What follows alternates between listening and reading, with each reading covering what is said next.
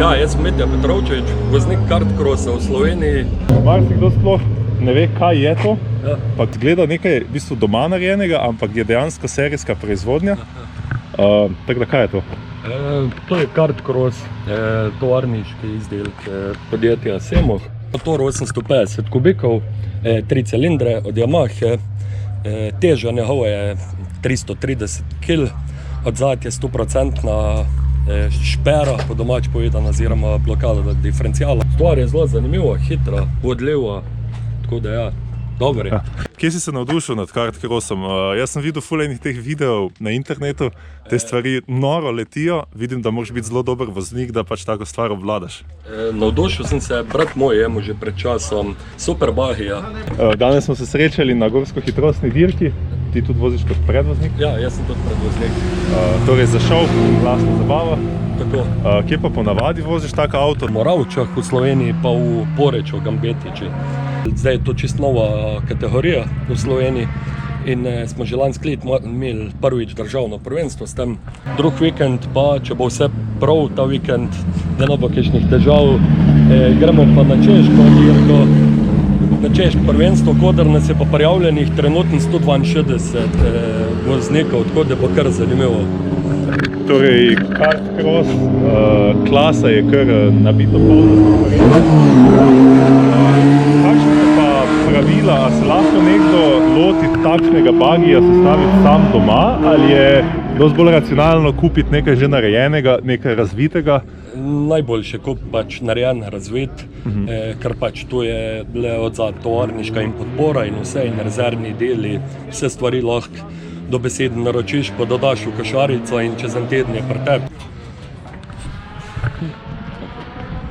Namesto vetrobranskega stekla te ščiti mreža? Tako, v tej kategoriji štartamo vsi skupaj, se pravi maksimum 10 voznikov, imamo skupinski štart. Podlaga je makadam oziroma zemlja in pač rabiš mrežo, da te ščiti pred kamenjem, pred blatom, predvsem. Zato, ker ni dobene šipe na avtu, imajo pa v bistvu špegli tak pil.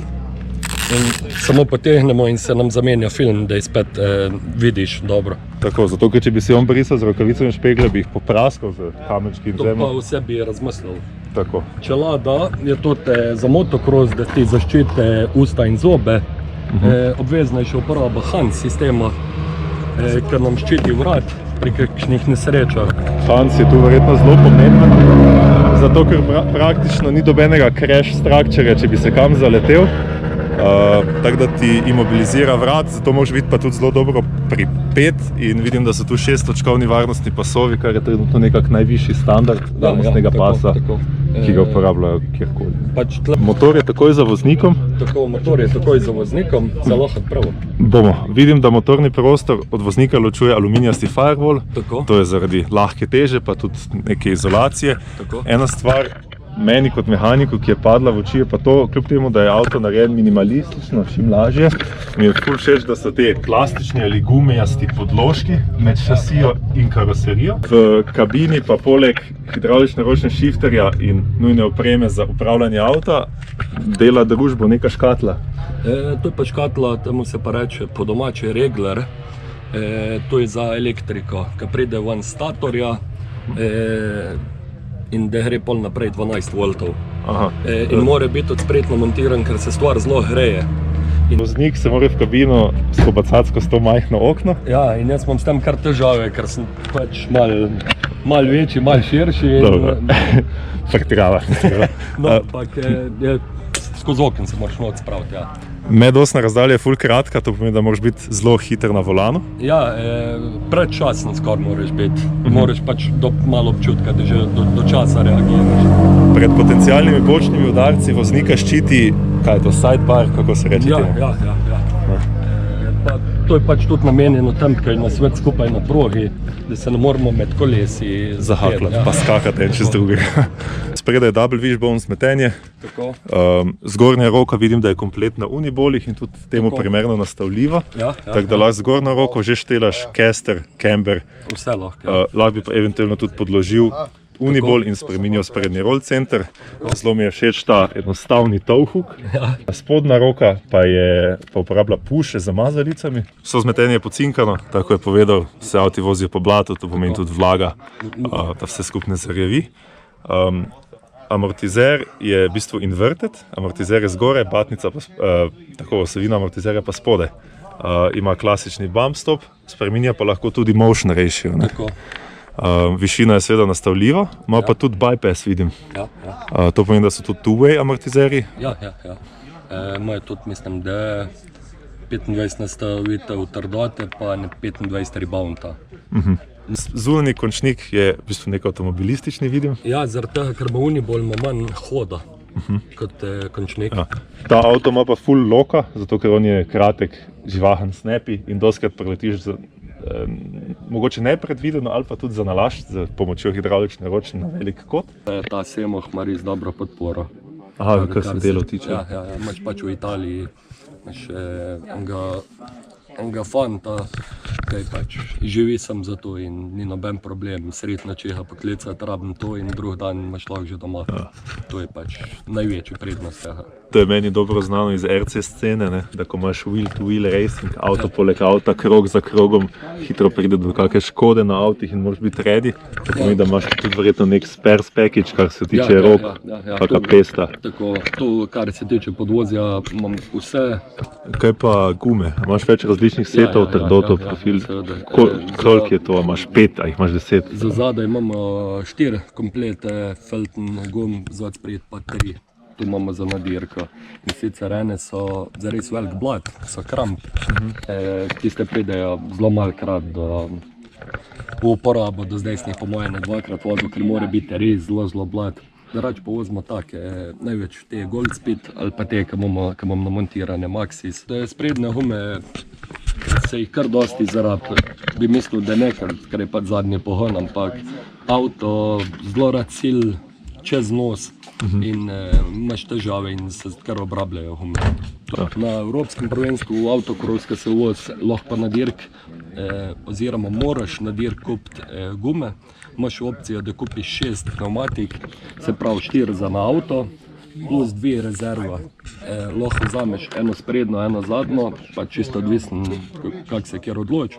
Tudi zbere si trdoto in pol moraš s tistim 6 gumom voziti cel vikend. Verjetno to ni ful poceni, je pa vseeno to ena način, kako malo omejevati budžet. Motor je zelo nazaj, sigurno tukaj razporeditev teže ni 50-50. Ne, ne more biti. Od spred ima avto, lahko ga sam dvigne, se pravi, da ima verjetno 70 kg samo od spredaj. Zadaj pa pač vse druga teža.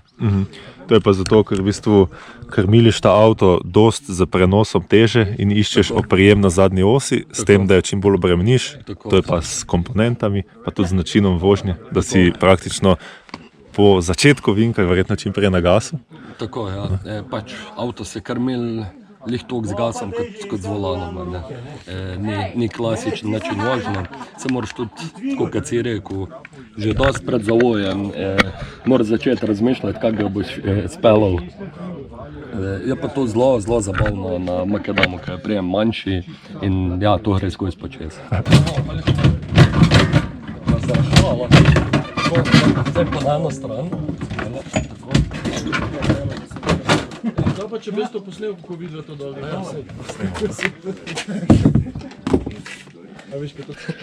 Havba je tukaj streha, zaščitna plastika, da voznika ne peska zemljo in blata. Cela oblika, spoiler, zračniki za dovod zraka do motorja. Vse je tle v enem kompletu, v enem kosu. Špehovčki, vse se pač drži gor. Je to zelo uporaben pač in za pranje, ker je pa po avtokrosu je to vse blata in je super stvar, da lahko vse odstrani. Mini, verjetno lipo ali pa life baterije.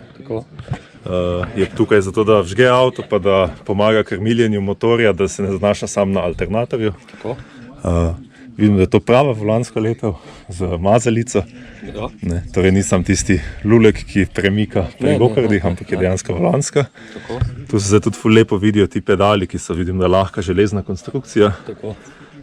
brake bias, vagica in pa žica, ki gre do gumba za štelanje tega brake biasa. tako. Ena stvar, ki mi pade v oči, je to, da za razliko od teh komadov, ki jih uporabljamo v avtu, imaš ti kar dolg banjo vijak, Ja, ne, in se takoj na cilindru razdeli ta leva, desna zavorna cevka za sprednjo os. Engine bay je tukaj zadaj, skoraj na zadnji osi. Imamo rezervoar, ki je pač vsaj malo ločen od motorja z zaščito iz aluminija. Imamo airbox, računalnik, pa imamo pa pač verižnik. Čak, airbox je, pa računalnik imata skupni prostor. Ja, je kar skupen prostor. To je pač serijsko od motorja. Tudi sam motor je serijski iz civilnega motorja. Odstranjen je sam katalizator, pa malo je popravljena motorna mapa, je pač malo več energije. Tle imamo manjši zobnik direktno motorju, malo večjega. Te zobnike menjamo glede na progo, da dobiš malo boljši prestavljeno razmerje. Pol imamo killer za hlajenje, ki je zelo velik, ker mora biti, ker je na zadnji strani montiran, ker je omejen z dovodom zraka. Je pa zelo v redu, ker je zadaj montiran glede avtokrosa, da ne leti v njega blat, pa da je pač stvar malo zaščitena. Vidim, da ima na vrhu čep za odsrčevanje. Tako, ja. Je pa tukaj en velik električni ventilator, zgleda kot 400. Koliko se vrti ta motor, koliko ima to konjev? 12.000 obratov. Pa konji? Kon, ne vem, 120, 130 tam nekje. Ospok je pač direktno napeljan. Rozfrej ospok je. Je pa zaradi visokih obratov, vidim, da tudi zmontiran na gumi blažilnik, Tako. da se tu stvari ne razstavljajo same od sebe. Tako, že koliko imamo malo težav s tem, da je treba skozi čekirati, ker pač se vijaki odvivajo, ker je motor je fiksen, privit na karoserijo in to se pač prenašajo vibracije povsod. In tudi zdaj, naprimer, ko prišel dol v boks, se bojo mehaniki prečekirali polovico vijakov, kar pač vemo, da se nam je losval. To je čisto normalen postopek, ki ga naredimo po vsak vožen povsod. Zanimivo je to, da je zadnja bremza samo ena, Tako, 4-patna čeljust. Tako, ja. Od zadaj je samo eno, od spredaj pa pač na vsakem kolesu. Tu se pa tudi vidi spul. Tudi po pravilih mora ta avto imeti 100% zaporo. Vidim, da so cevi od motorja do hladilnika aluminijaste, tam, kjer je pa treba imeti gibljiv zglob, pa so te silikonske. Tu vidimo tudi štelerje oziroma matice za štelati rebound in kompresijo. Tako. Ena stvar, ki je pa mene fascinirala na tem avtu na prvi pogled, je to, kako je narejeno zadnjo vzmetenje. Zadnjo vzmetenje je v bistvu samo en swing arm. V svetu full size avtomobilov je to prazgodovinsko vzmetenje, ki so ga uporabljali hrošči in alafičati. Tako. Tukaj pa je to vzmetenje, tukaj pa to vzmetenje funkcionira odlično, zato ker je full teže zadaj Tako. in se ti naslanjaš na svoje zunanje kolo. Tako. In vse nastavitve, ki ga omogoča tole testo, v kombinaciji z vpetjem na šasijo, ti omogočajo, da pač maksimalno izkoristiš gumo, kljub temu, da je to vzmetenje znano po ogromni količini camber gaina. Verjamem pa, da je tukaj dolgoletni development privedel do tega, da je točno naštudirana dolžina in ta geometrija. Torej, edina pomanjkljivost tega sistema je, da ne moreš kontrolirati krivulje camberja, ampak sem siguren, da lahko za temi 3 uniboli naštelaš in tov in camber po potrebi. Ena stvar, ki pa mi tudi zelo všeč, je pa to, da lahko štelaš squat oziroma anti-squat za višino vpetja roke spredaj ali zadaj. In to je na takem avtu, ki ima kratko medosno razdaljo, ful pomembna stvar, ker z anti-squatom kontroliraš, koliko teže, oziroma koliko sile prevzame vzmet in koliko sile gre preko roke direkt na šasijo pospeševanja. Da nadaljujemo to temo vibracij in pedantnosti izdelave teh vozil, je tu recimo ta gumijasti bracket, da se ta pletena zavorna cevka slučajno ne bi preribala na kakem vijaku ali pa ostrem robu. Pa še ena zanimivost tega avta je, kad je tle vidno tablica, homologacijska številka. Pa zelo zanimivo se mi zdi pač serijska številka avtomobila, ker pač teh avtov so naredili že 694 in to tega modela. Proizvajalec pa ponuja 4 različne modele, se pravi, da teh avtomobilov so sigurno naredili že prek 1000 vseh skupaj. Torej, ta kategorija je hitro rastoča na evropskih tleh. Torej, ti in autocross oziroma kartcross kategorija v naslednjih 3 letih, kje se vidiš, kakšni so plani, kakšne so želje? Plani so zelo pogojeni s časom in z denarjem, kot povsod. Želja je mogoče že letos, konec septembra, da se bi udeležil evropske dirke v Mandžori v Italiji. Naprej je želja še 2 dirke za slovensko državno prvenstvo, da jih dobro odpeljemo, da nam mogoče uspe ubraniti naslov prvaka od lanskega leta. Če bi imel željo, če imel šanso peljati karkoli, kjerkoli na svetu, kaj bi bila sanjska vozniška priložnost? A je to formula, bi šel furat trophy trake, bi vozil super buggy? Ne, kaj bi peljal? Kartcross ali pa VRC. To je to. Zdaj pa povej, kje ti lahko ljudje sledijo, kje te najdejo, kam lahko pridejo gledati v Sloveniji? Najdete me lahko na Facebooku, pač pod Mitja Petrovčič. Vidite nas lahko v Poreču, septembra in pol še oktobra je zadnja dirka v Moravčah, ki bo štela tudi za CS prvenstvo. Se pravi, da se bo udeležili tudi kar nekaj tujih pa zelo dobrih voznikov in konkurenca je res ta prava.